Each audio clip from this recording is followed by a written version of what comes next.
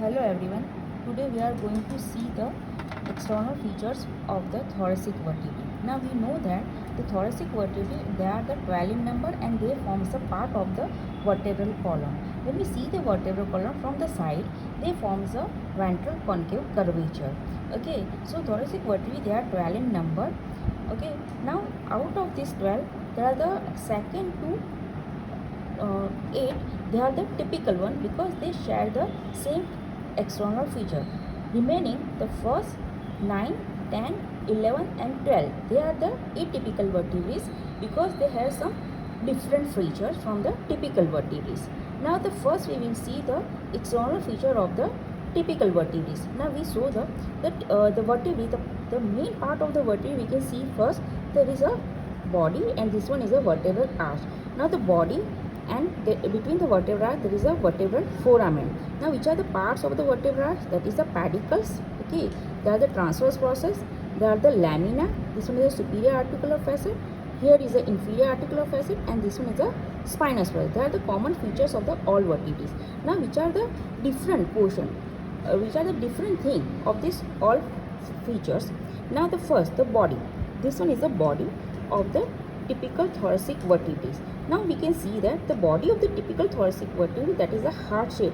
Okay, we can see that the anterior posterior diameter as well as the transverse diameter, they are the equal. Okay, and you can see that the smallest of the typical thoracic vertebrae is a third thoracic vertebrae. Now the fourth thoracic vertebrae, it has a typical heart shaped body. Okay, now the second thing is a most striking feature of the thoracic vertebra, there is a costal facet.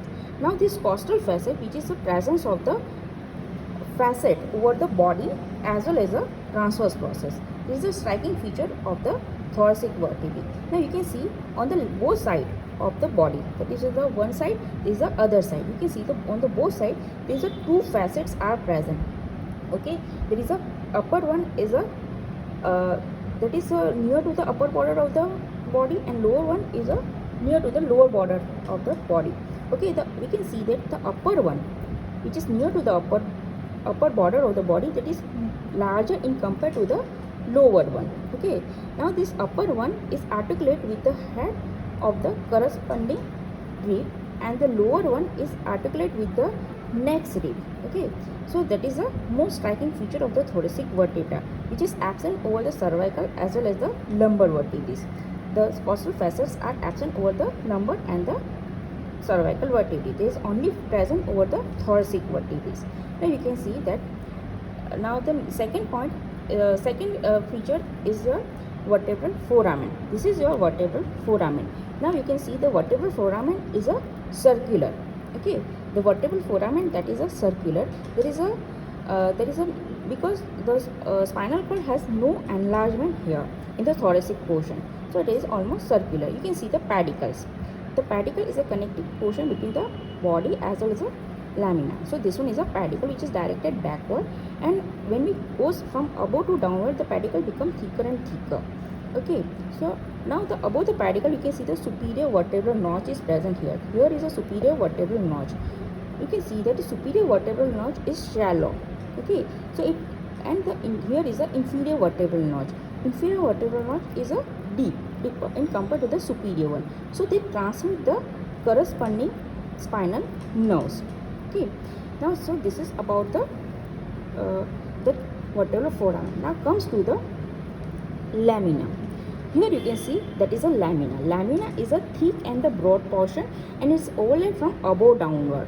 Okay, and its upper border as well as the lower portion of the lamina gives attachment with the ligamentum flava.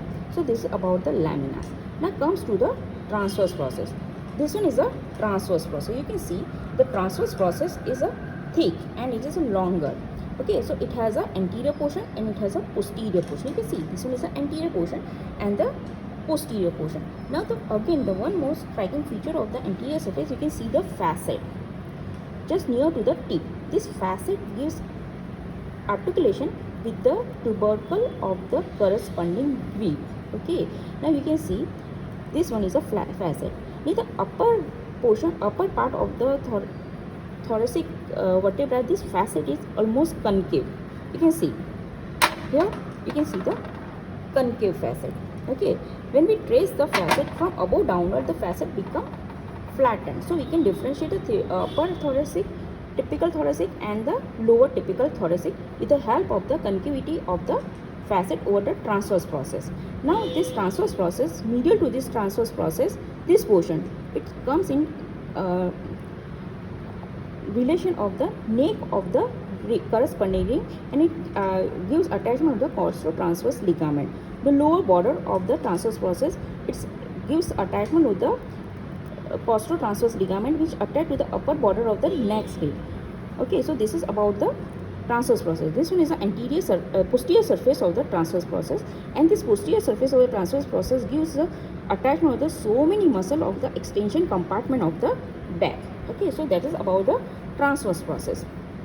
Now comes to the spinous process. Okay, this one is a spinous process. Spinous process in the thoracic vertebrae, the spinous process is long and is oblique. The obliquity of the spinous process of the thoracic vertebra is maximum between the 5th, 6th, 7th and 8th thoracic vertebra. In upper portion, the obliquity is decrease, and the lower portion again the obliquity is decreased. So the most oblique feature, that is a most obliquity is present between the 5th to 8th thoracic vertebra. Again they gives attachment to the interspinous ligament, supraspinous muscle and the muscle of the back of the back. Okay, so this is about the general feature of the this cervical vertebrae. Now we can see also the superior articular facet. The superior articular facet, and this one is the inferior articular facet.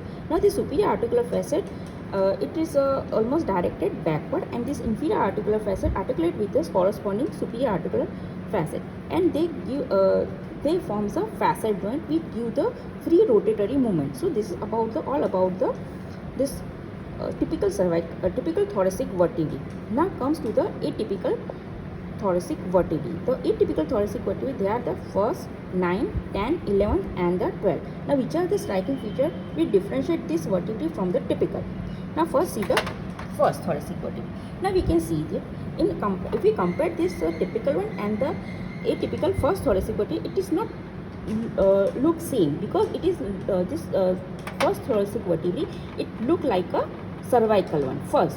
Now you can see over the body, you can see the body is not a heart shape, because the transverse diameter is more in compared to the anteroposterior diameter is just like a cervical one, cervical bodies. Now on the side of this first thoracic vertebra, you can see there is a round full facet.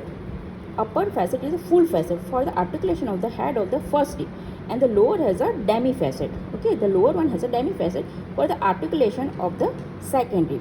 Now there is a transverse process. You can see the transverse process. Over the transverse, there is again the full facet is present for the articulation of the neck of the first rib. You can see the superior vertebral notch. Superior vertebral notch is deep in compared to the superior vertebral notch of the typical one. So they transmit the 8 cervical nerves. Below the inferior vertebral notch, they transmit the first thoracic nerve. This is a vertebral foramen. Vertebral foramen is triangular because it have to accommodate the cervical enlargement of the spinal cord. You can see the difference between the spinous process of the T1 and the typical thoracic vertebra. The spinous process is long and almost transverse, just like a cervical one. So that is a differentiating feature of the first thoracic vertebrae. Now the second is a ninth vertebrae. Ninth vertebrae has all same feature, but only one feature is that there is only one demifacet present here. Okay, there is only demifacet present at near to the upper border. Lower demifacet is absent. That is the only one striking feature of the T9. Now comes to the 10th thoracic vertebra. Now this one is a 10th thoracic vertebra. You can see that the body is somewhat look like a lumbar one. So that is the gradual changes of the body from of the typical thoracic vertebra to the lumbar vertebra. You can see that is almost somewhat bean shape. Okay. Now there is on the side of the body, you can see the full facet near to the upper border for the articulation of the 10th head of the 10th rib. And here you can see there is a full facet, and this was a transverse process.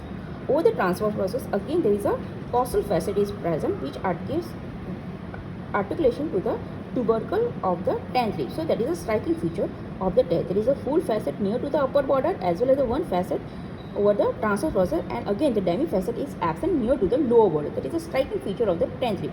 Remaining features are same as a typical thoracic vertebrae. So there is about the 10th vertebra. Now comes to the 11th one. Here is the 11th one. Again we can see that the body of the 11th one, it look like a lumbar one, but the striking feature, there is a full facet. You can see full costal facet over the body. It is below to the, it is away from the upper body, you can see, and there is a that is a costal facet over the transverse process is absent. Okay, because the 11th rib is a floating rib, so no facet present over the it has a no facet over the neck over the 11th rib. Okay, so there is only one full facet present over the body of the 11th vertebrae. Okay, so, and there is you can see the inferior and the superior articular facet, they are same as a typical thoracic vertebrae. So that is about the 11th one. Now comes to the 12th one. You can see 12th, again the body is some change from the thoracic to lumbar. There is again the full facet present over the body. It is again the more lower to the lower, it is midway between the upper and the lower border. Okay, that is a full facet is present. Again the transverse process has no facet because this is a floating rib. It gives articulation of the 12th rib, that is again the floating rib. So what is the difference between the 11th and the 12th rib? You can see both has a facet, circular facet, there is no facet over the transverse. So how will we differentiate the 11th and the 12th rib? By the inferior articular facet. You can see the inferior articular facet of the 11th rib, they are inverted, and the inferior articular facet of the 12th rib, they are the everted. It just look like, it is just like a 12th lumbar vertebrae. Okay, so that is a striking feature, that is a differentiating feature between the 11th and the 12th rib. Inferior articular facet of the 11th has a inverted, and the inferior articular facet of the 12th are the everted. So that is a difference. Now some other features are also present over the you can see that there is 3 tubercles are present, superior, inferior and the lateral. Superior and inferior is correspond with the accessory as well as the accessory mammary tubercle, and the lateral tubercle, it truly represent the transverse process. So they are the striking feature of the 12th vertebrae. Okay, so this is about the vertebrae.